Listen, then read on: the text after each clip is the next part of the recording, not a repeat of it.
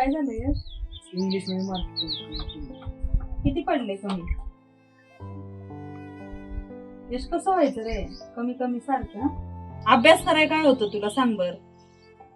नेहमीच झालंय कमी मार्क. किती कमी पडलेत? क्लास बीस लावावा लागतोय बाबा आता तुला.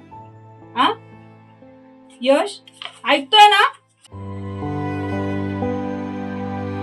दादा आता आमच्या स्कूल मध्ये इंग्लिश तुला लावतो कमी मार्क नको. लाव की मम्मी.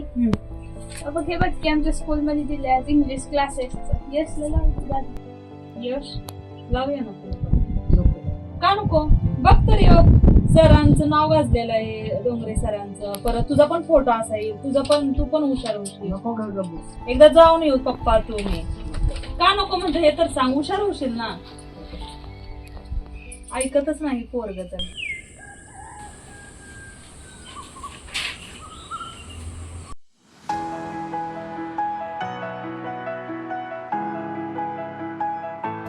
गुडनेस स्पोकन क्लास बघ, छान आहे.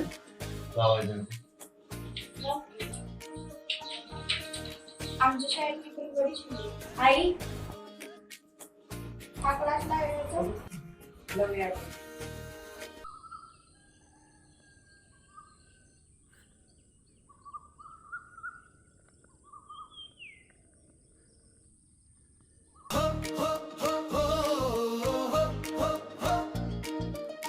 मम्मी इकडे आहे. उद्या आपण बघून येऊ सरांचा. जाऊया ना, चांगलीच आहे. सर पण चांगले, सरांचं नाव वगैरे इंग्रजीतून उघडते नवी दुनिया खास. सांगोल्यात गाजत एक नाव ग्रेट. गुडनेस स्पोकन इंग्लिश तुमचं future set. Goodness spoken English centre. Good afternoon. Very good afternoon. How are you? I am fine. Thank you. Goodness यशाची हमी. 16 वर्षांचा अनुभव भारी दमदार. शिक्षणाची वयाची अट नाही इथे. मराठी येणं आवश्यक, सुरुवात इथूनच होते. बेसिक मुळाक्षरांपासून व्याकरण संपूर्ण. तयारी ते प्रेझेंटेशन, मार्गदर्शन पूर्ण. विद्यार्थ्यांसाठी जास्त सराव, वैयक्तिक लक्ष खास. पालकाशी सभा, फोनवर संवाद आणि चर्चा विश्वास.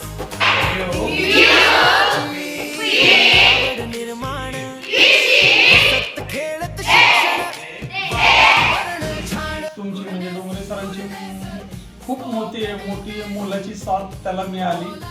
त्यामुळं काय आहे ते त्यांनी इंग्लिशमध्ये कोर्समध्ये अचीव्ह करून दाखवलेला आहे.